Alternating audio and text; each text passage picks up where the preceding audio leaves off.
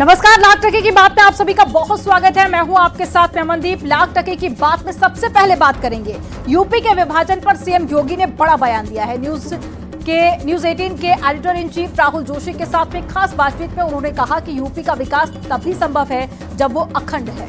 इसके अलावा आपको बताएंगे, प्रयागराज पहुंचे सीएम योगी ने महाकुंभ को लेकर कहा कि एकता से ही अखंड देश बनेगा, सनातन ही सर्वोच्च धर्म है। साथ ही जानेंगे, मिल्कीपुर में बीजेपी का प्रचार तेज हो चुका है। सरकार के कई मंत्री प्रचार कर रहे हैं, तो वहीं सीएम योगी की रैली के बाद में बीजेपी बड़ी जीत का दावा कर रही है। तो वहीं भारतीय जनता पार्टी ने पूछा है कि अखिलेश कब प्रचार करेंगे। और फिर बात करेंगे, देवभूमि में यूसीसी के डेट फाइनल हो चुकी है। 27 जनवरी को यूसीसी लागू होगा। वहीं उत्तराखंड में हुए निकाय चुनाव में बीजेपी बम्पर जीत की तरफ बढ़ रही है। देखते हैं खबरें अब विस्तार से।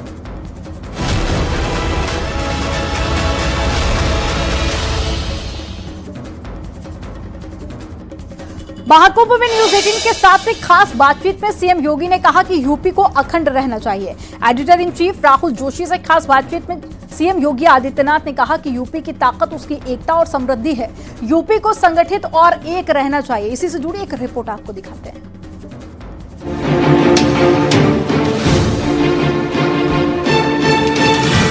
यूपी के विभाजन के मुद्दे पर सीएम योगी आदित्यनाथ ने बड़ा बयान दिया है। सीएम योगी का कहना है कि यूपी का अपना पोटेंशियल है। यूपी को एक रहकर लक्ष्य प्राप्त करना चाहिए।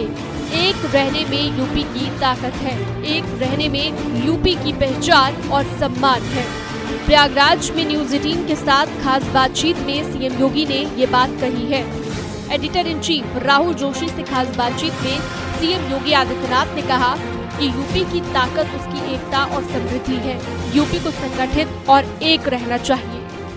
योगी जी, एक समय में मायावती जी बात करती थी कि उत्तर प्रदेश बहुत बड़ा प्रदेश है, यहाँ से 80 लोकसभा के एमपी जाते हैं। डिलिमिटेशन एक्सरसाइज के बाद मान लीजिए करीब 850 अगर सीट हुई तो यूपी की करीब 150 सीटें होंगी।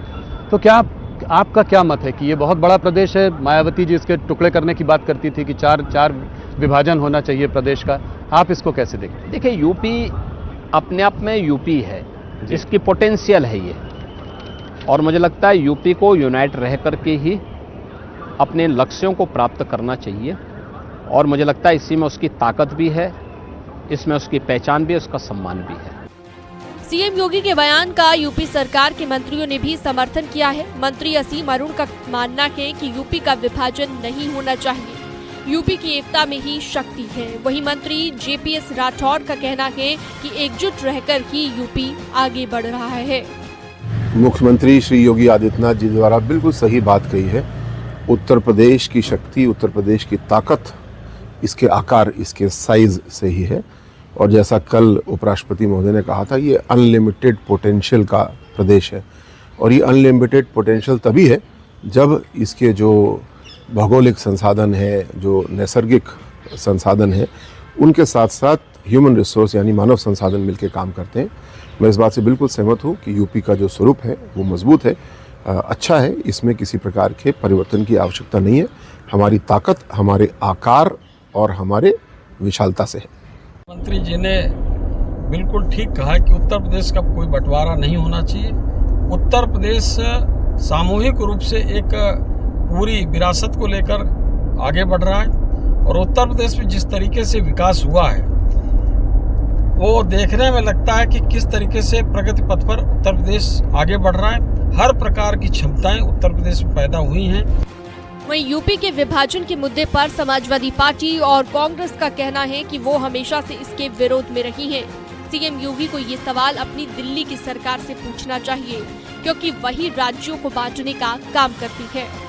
देखिए, समाजवादी पार्टी तो हमेशा से चाहती है कि उत्तर प्रदेश में कोई विभाजन ना हो।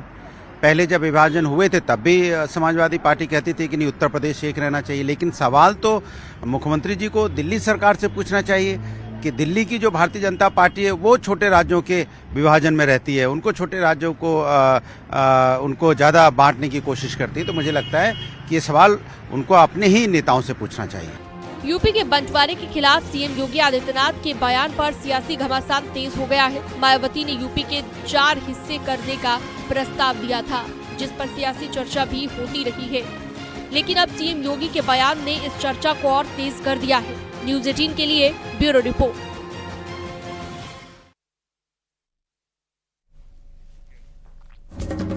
न्यूज 18 पर सीएम योगी ने महाकुंभ को लेकर संदेश दिया कि न जाति न पाति न कोई संप्रदाय, महाकुंभ का एक संदेश है, एकता से ही अखंड रहे देश। संतों, श्रद्धालु, पर्यटक एकता का संदेश लेकर जाएंगे और एकता का संदेश मजबूत होगा, सनातन मजबूत होगा। सनातन धर्म को लेकर मोदी जी की एक बहुत अलग सोच है। कैसे आप अगर एक मैसेज आप दुनिया को सनातन धर्म के बारे में देना चाहें महाकुंभ और के माध्यम से, तो क्या कहेंगे आप? देखिए, महाकुंभ का तो एक ही संदेश है और जिसको आप देख भी रहे होंगे, न जाति न पाति, न कोई संप्रदाय, न कोई लिंग का भेद, सारे लोग एक संगम में स्नान कर पा रहे हैं। कोई भेदभाव किसी के साथ नहीं। बगल में कौन स्नान कर रहा है किसी को पता नहीं। तो महाकुंभ का तो एक संदेश, एकता से ही अखंड रहेगा ये देश। एकता से, एकता का जो संदेश है वह कुंभ का संदेश जाना चाहिए, इस महाकुंभ का संदेश जाना चाहिए। पूज्य संतों और आने वाले जितने भी श्रद्धालु हैं या पर्यटक हैं, ये सब एकता के संदेश को लेकर के जाएंगे तो सनातन धर्म मजबूत होगा। सनातन धर्म मजबूत होगा तो भारत मजबूत होगा। न्यूज 18 पर सीएम योगी आदित्यनाथ ने संभल, मथुरा, काशी के मुद्दे पर कहा कि सोमनाथ से संभल तक सत्य को खोजने की यात्रा है। संभल का सच सबके सामने आना चाहिए, मथुरा और काशी का सच भी सबके सामने आना चाहिए। Editor in chief Rahul Joshi से मुख्यमंत्री योगी आदित्यनाथ ने खास बातचीत की। सवाल मैं थोड़ा अलग तरीके से पूछना चाह रहा हूं। इधर मोहन भागवत जी ने कहा कि हर मस्जिद के नीचे हमें मंदिर नहीं खोजना चाहिए। संभल के परिप्रेक्ष्य में आप इसको कैसे देखते हैं? देखिए, संभल से मतलब नहीं था। तो देखिए, आपने देखा होगा उसके बाद ऑर्गेनाइजर ने भी और पांचजन्य ने भी इस बात को बहुत स्पष्ट से कहा था कि सोमनाथ से संभल तक इस सत्य को खोजने की एक यात्रा है।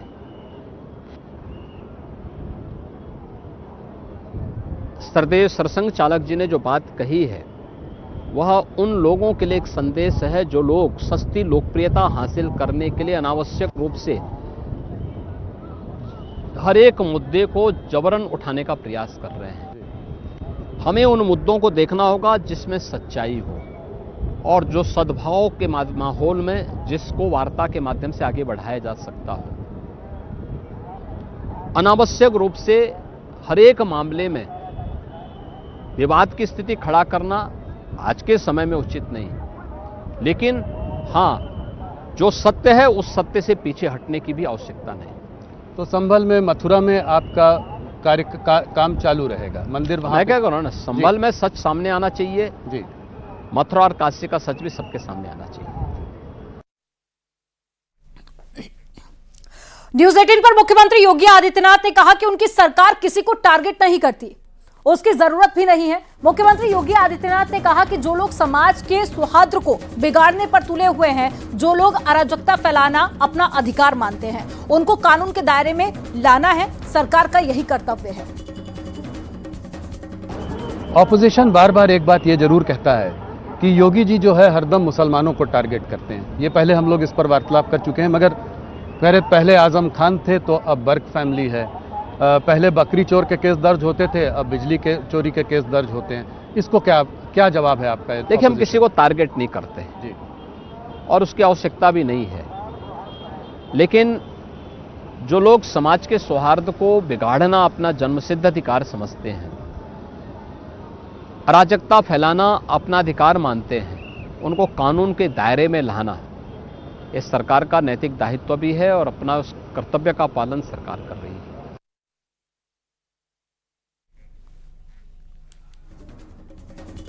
न्यूज 18 पर मुख्यमंत्री योगी आदित्यनाथ ने यूसीसी को लेकर बड़ा बयान दिया। मुख्यमंत्री योगी आदित्यनाथ ने कहा कि यूपी की कार्यप्रणाली में यूसीसी की झलक मिलती है।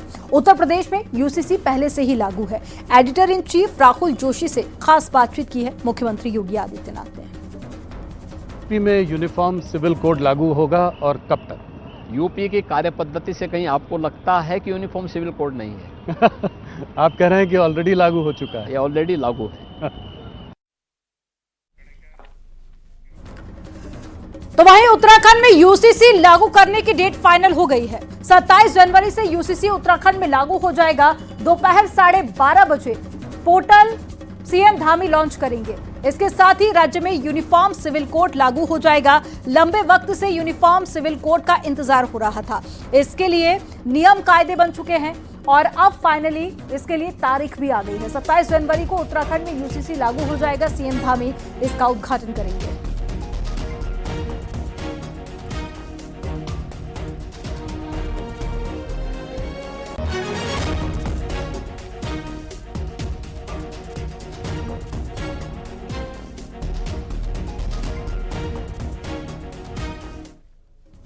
उत्तराखंड निकाय चुनाव के नतीजे आ गए हैं और अब तक जो जितने भी नतीजे या रुझान सामने आए हैं उसमें बीजेपी को जीत मिलती हुई दिखाई दे रही है। देहरादून और हल्द्वानी समेत राज्य के 11 नगर निगमों में से 7 में बीजेपी कैंडिडेट आगे चल रहे हैं। तो अल्मोड़ा नगर निगम में बीजेपी ने पहली बार ऐतिहासिक जीत दर्ज की है। यहां पर भारतीय जनता पार्टी के अजय वर्मा मेयर निर्वाचित हुए हैं। पिथौरागढ़ में भी बीजेपी की प्रत्याशी कल्पना देवलाल जीती हैं और पहली बार नगर निगम बनी श्रीनगर में निर्दलीय आरती भंडारी को जीत मिली है। तो वहीं भारतीय जनता पार्टी की बागी उम्मीदवार थी, वहीं कांग्रेस सिर्फ काशीपुर नगर निगम में आगे चल रही है। अभी तक के जो रुझान सामने आए हैं उसमें बीजेपी को बढ़त देखी जा रही है।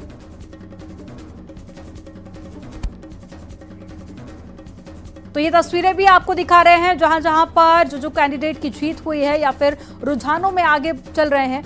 अब ऐसे में जश्न भी शुरू हो चुका है और कई सीटें ऐसी हैं जहां पर अभी तस्वीर पूरी तरह से साफ नहीं हुई है। वहां पर भी ज्यादातर सीटों पर भारतीय जनता पार्टी आगे देखी जा रही है।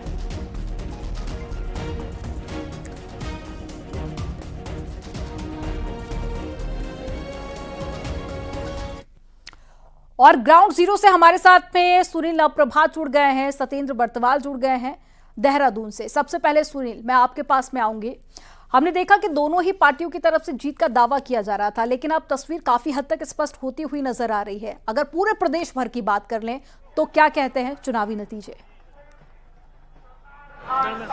देखिए, मैंने कहा पूरे प्रदेश भर में काउंटिंग अभी भी चल रही है, लेकिन अभी तक का जो ताज़ा अपडेट है, बीजेपी मेयर की 2 सीटों के साथ करीब 21 निकायों में अभी तक अपनी जीत दर्ज करा चुकी है। तो कांग्रेस करीब 22 निकायों में अपनी जीत अभी तक दर्ज करा चुकी है। और एक रोचक मामला जो हम लगातार ये बात कह रहे थे कि कई सीटों पर मुकाबला त्रिकोणीय बना हुआ है, बागियों के चलते, निर्दलियों के चलते।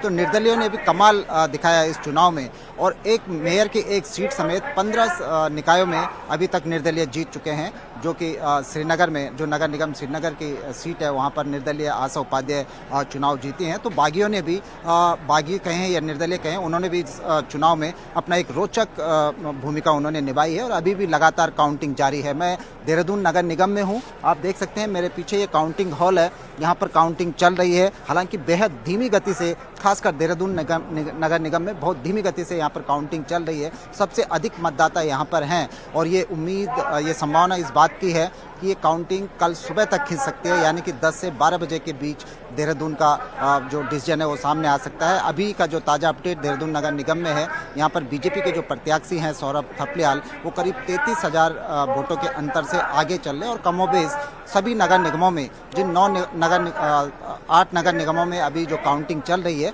उनमें बीजेपी सभी नगर निगमों में अभी आगे अपनी बढ़त बनाए हुए है। जी ठीक है, सत्येंद्र का रुख कर लेते हैं, देहरादून से हमारे साथ में जुड़े हुए हैं। सत्येंद्र, देहरादून को राजनीति का हब कहा जाता है, ऐसे में क्या सियासी हलचल आप देहरादून में देख पा रहे हैं और साथ ही देहरादून में कौन सी पार्टी जो है वो बढ़त में बनी हुई है? बिल्कुल, मैं आपको बताऊं, क्योंकि देहरादून में अगर हम निकाय चुनाव की बात करें तो 4,35,000 के करीब वोट पड़े थे और उसमें अभी तक जब हम काउंटिंग की बात करें तो 1,30,000 तक की काउंटिंग हो चुकी है, यानी कि अभी भी 1/3 की काउंटिंग हुई है। करीब 3 लाख जो बैलेट पेपर है उनकी अभी भी काउंटिंग होनी है। अगर हम देहरादून की बात करें तो अभी तक जो आंकड़े सामने आए हैं उसमें जो सौरभ थपलियाल जो बीजेपी के जो उम्मीदवार हैं वो करीब 30,000, करीब 29-30,000 से बढ़त बनाए बैठे हैं। लेकिन अगर पार्षद में बात करें तो पार्षदों की स्थिति अभी तक ये है कि क्योंकि बीजेपी के जो पार्षद है वो 20 पार्षद की अभी डिक्लेयर हुए कि जो जीत चुके हैं, 15 निर्दलीय और वैसे ही वही 22 जो पार्षद है वो कांग्रेस का अभी यहाँ पे जीत चुके हैं। लेकिन अभी भी सबसे बड़ा जो आंकड़ा है वो मेयर पद पर आना है। मेयर पद पर अभी 29,000 की बढ़त है। आपको सिर्फ वो तस्वीरें दिखा सकते हैं, बीजेपी की वो तस्वीरें हैं। बीजेपी के लोग जिस तरीके से बीजेपी के जो मेयर प्रत्याशी जिस तरीके से अपना आंकड़ा जिस तरीके से लगातार बढ़त बनाए, 29,000 की बढ़त अभी तक 1,30,000 वोट में हो चुकी है और अभी भी करीब 3 लाख वोटों का जो परिणाम है वो आना है। लेकिन उसमें आप देख सकते हैं बीजेपी के जो प्रत्याशी कितनी खुशी इनके सामने देखने को मिल रही है।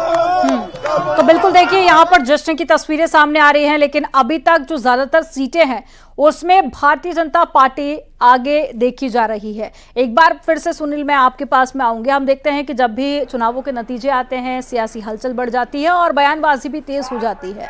तो अगर पूरे प्रदेश की बात कर ली जाए तो क्या चुनावी हलचल वहां पर आप देख रहे हैं, क्या कोई स्टेटमेंट पॉलिटिशियंस की तरफ से आए हैं सामने? देखिए मैंने कहा बिल्कुल कांग्रेस और बीजेपी दोनों के अपने अपने दावे हैं, लेकिन इस चुनाव के जो रुझान अभी तक आए हैं, जो नतीजे अभी तक आए हैं, बीजेपी भले ही अधिकांश निकाय में बढ़त बनाई हुई है, लेकिन इसके साथ साथ इस सिक्के का दूसरा पहलू भी है कि हम कई डिस्ट्रिक्ट से बीजेपी का लगभग निकायों में पूरी तरह से सफाया हुआ है। हम चमोली की बात करेंगे। चमोली इसलिए भी महत्वपूर्ण है क्योंकि वहाँ से बीजेपी के प्रदेश अध्यक्ष और राज्यसभा के सांसद महेंद्र भट्ट चमोली से आते हैं। वहाँ बीजेपी का विधायक अब पिछला जो विधानसभा चुनाव हुआ था, उपचुनाव हुआ था, उसमें बीजेपी बद्रीनाथ सीट को लूज कर गई थी, हार गई थी। उसी चमोली से एक बार फिर बीजेपी को अधिकांश सिर्फ एक निकाय में गोपेश्वर नगर पालिका में बीजेपी जीती है। बाकी सब के सब, जिसमें गैरसैंण भी है जो राजधानी का एरिया है, ग्रीष्मकालीन राजधानी का, गैरसैंण नगर पालिका को भी बीजेपी वहाँ पर बुरी तरह से हारी है। ठीक यही हाल बीजेपी का उत्तरकाशी में भी देखने को मिला। उत्तरकाशी डिस्ट्रिक्ट की जो नगर पालिका है जो महत्वपूर्ण मानी जाती थी उसको भी बीजेपी हारी है। करीब उत्तरकाशी में सभी निकायों में बीजेपी का पत्ता वहां से साफ हुआ है। तो कई जगह कांग्रेस अपने आप में ये चुनाव काफी ज्यादा खास है और दोनों ही पार्टियों के लिए देखा जा रहा है कि कई सीटों पर भारतीय जनता पार्टी आगे है, कई जगह पर कांग्रेस है, लेकिन ज्यादातर सीटों पर बीजेपी ने बढ़त बनाई हुई है। आप दोनों का बहुत शुक्रिया और यहाँ पर वक्त हो गया एक छोटे से ब्रेक का। आप देखते रहिए न्यूज़ 18।